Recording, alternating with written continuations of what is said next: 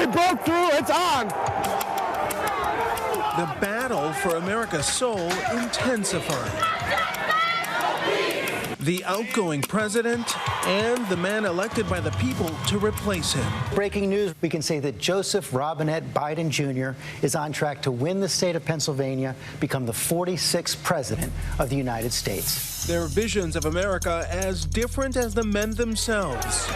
The contrast on full display the day the world watched in horror when a mob of mostly white Trump supporters attacked the Capitol.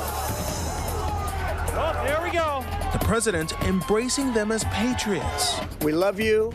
You're very special. His successor calling them terrorists. They were a riotous mob, domestic terrorists. It was nearly the same after Charlottesville when a white supremacist march turned into a deadly clash. President Trump failing to denounce the torch-wielding crowd.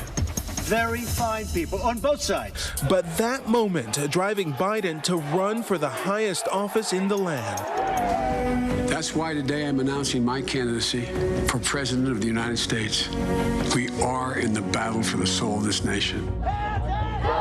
But the soul of the people shaken again last summer. Millions took to the streets when George Floyd was killed, strangled under the knee of a white police officer.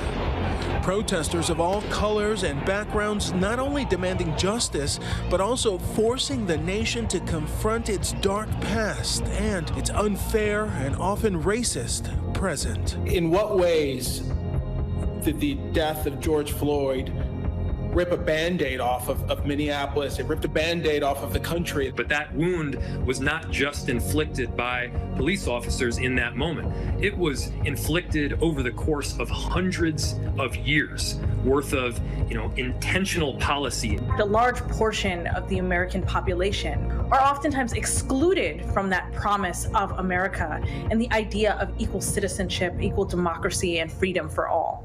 That fight for a fair and just country for people from all walks of life is not new. In 1957, when a group of us formed the Southern Christian Leadership Conference, we chose as our motto to save the soul of America.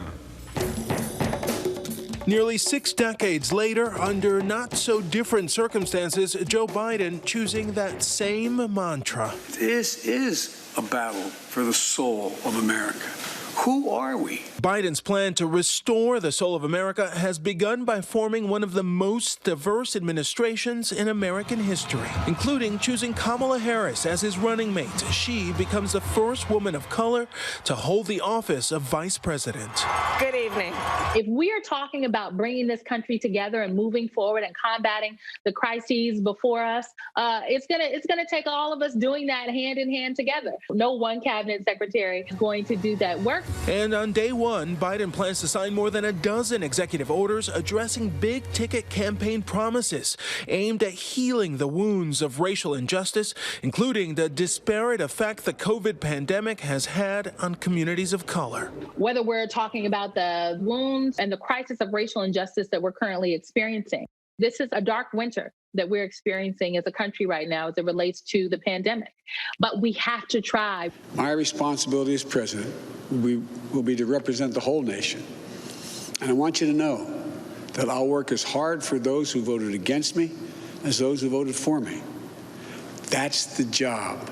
But will the new president's approach be enough to heal the soul of America? While we're in the thick of things right now, and it certainly looks dark, I think there is a light at the end of the tunnel and that we are building towards a more democratic nation, even as we have to go through this really violent process.